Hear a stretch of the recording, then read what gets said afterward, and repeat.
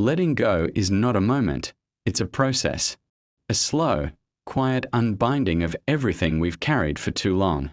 It doesn't happen the instant we decide to forgive. It begins in the silence that follows, when we finally stop rehearsing the pain.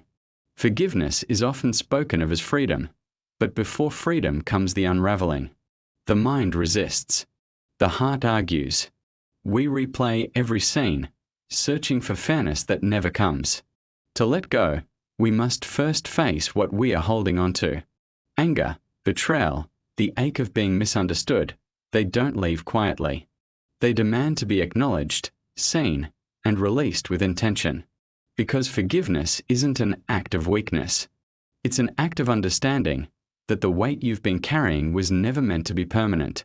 What happens inside us when we finally choose to stop fighting the memory and start making peace with it? Forgiveness begins as an act of survival. Not moral superiority, not spiritual achievement, just the primal instinct to stop hurting. But beneath that instinct lies one of the most fascinating and mysterious processes of the human mind, the reorganization of memory and meaning. Because forgiveness is not about erasing what happened. It's about reprogramming the emotional gravity of it. Inside the human brain, emotional pain and physical pain overlap. The anterior cingulate cortex, the same region activated when you burn your hand, lights up when you experience betrayal or rejection. That's why heartbreak can feel like a wound. Because neurologically, it is. When someone wrongs us, our amygdala, the brain's alarm system, spikes with signals of threat and anger. The prefrontal cortex, our center for logic and empathy, tries to intervene, but emotion floods faster than reason can respond. The more we replay, the deeper the groove. The deeper the groove, the harder it becomes to climb out. That's why forgiveness feels so unnatural. It's not just emotional, it's neurological defiance. A conscious effort to rewire what trauma has hard-coded. Psychologists describe the cycle of unforgiveness as a cognitive loop, a feedback system between thought and emotion. You think about the event, you feel anger. The anger reinforces the thought, and the thought reignites the anger. This loop consumes energy. It narrows your focus until all you see is the wound. And here's the tragedy. The longer you stay in that loop, the more your identity begins to form around it.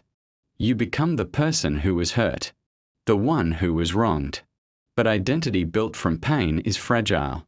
It seeks validation in bitterness and belonging in resentment. Forgiveness interrupts that loop. It doesn't erase memory, it removes its emotional monopoly.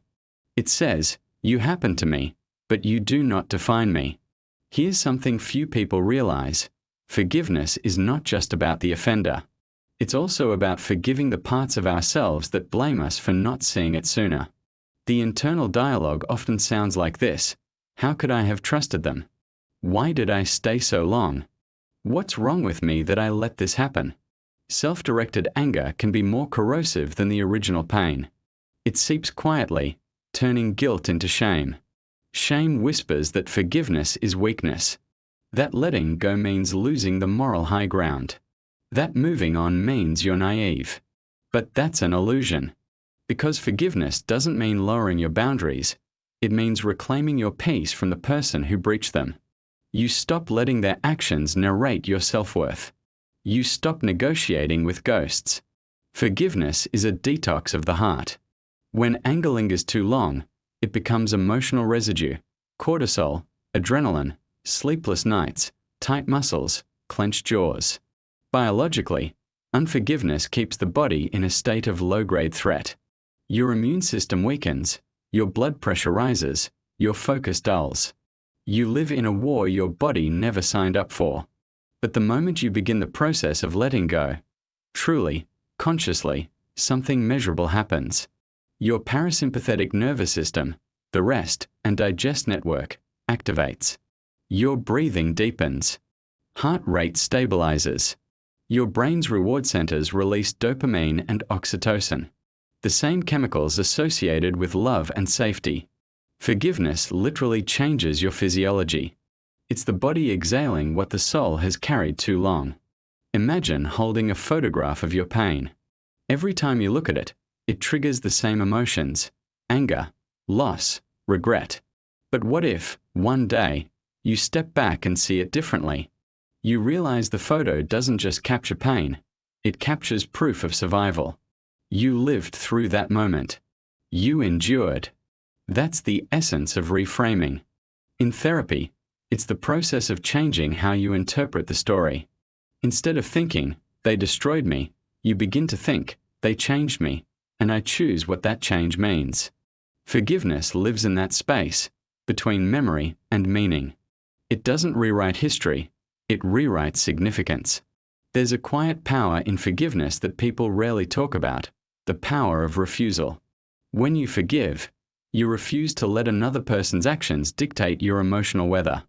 You take back authorship of your inner world. Anger says, "You owe me something." Forgiveness says, "You no longer control me." It's not passive surrender, it's active sovereignty. The act of reclaiming your emotional autonomy from someone who once had power over it. That's why forgiveness feels paradoxical. It feels like giving up control, when in reality, it's taking it back. We often confuse forgiveness with reconciliation, but they are not the same. Forgiveness happens within you. Reconciliation happens between you and someone else. You can forgive without ever rebuilding the relationship. You can release resentment while still enforcing boundaries. Forgiveness says, "I no longer seek revenge." Reconciliation says, "I trust you again." The first is an act of freedom. The second is a choice of risk.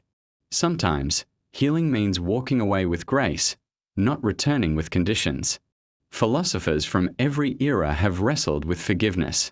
Nietzsche saw it as strength disguised as weakness, a moral courage that transcends retaliation. Hannah Arendt called it the only reaction which does not merely react, but acts anew and unexpectedly. And the Stoics, Seneca, Epictetus, Marcus Aurelius, believed forgiveness was the highest form of self-control, the ability to govern one's inner state regardless of external offense. In essence, forgiveness is a philosophical rebellion against determinism, the belief that our emotional state must mirror our suffering. It's saying, "You hurt me, but you do not own my future." When you forgive, you don't justify someone's behavior, you understand its roots. You recognize that people act from pain, ignorance, fear, or brokenness, not as excuses, but as explanations. This shift from judgment to comprehension doesn't mean you condone their actions. It means you refuse to internalize their chaos. Empathy is the bridge that allows forgiveness to exist without self-betrayal. It transforms the enemy into a reflection, a reminder that we, too, have failed others in smaller ways. It's the humbling realization that being human is to both wound and be wounded. Over time, forgiveness becomes less about what happened and more about who you become because of it. It's not a single moment. It's a series of micro-decisions, each one choosing peace over vengeance, compassion over ego, growth over grievance. Maya, months after her heartbreak, began journaling again. At first, every page was filled with rage. Then confusion. Then silence. And slowly, one morning, she found herself writing not about him, but about herself, about how she wanted to love again without fear. That's when she realized forgiveness wasn't an ending. It was an evolution. Forgiveness doesn't erase pain, it redefines it. It doesn't remove memory, it reclaims meaning. And it doesn't free the offender, it frees you. Because at its core, forgiveness is not about what was done to you. It's about who you choose to be after. In the next chapter, we'll step into the reflection where forgiveness meets philosophy. Where we ask, what does it reveal about human nature that we can hold pain and peace in the same heart? And why is letting go the most courageous act of love we'll ever perform not for others, but for ourselves? Subscribe to Abbey Whispers for more cinematic explorations into philosophy, psychology, and ancient wisdom.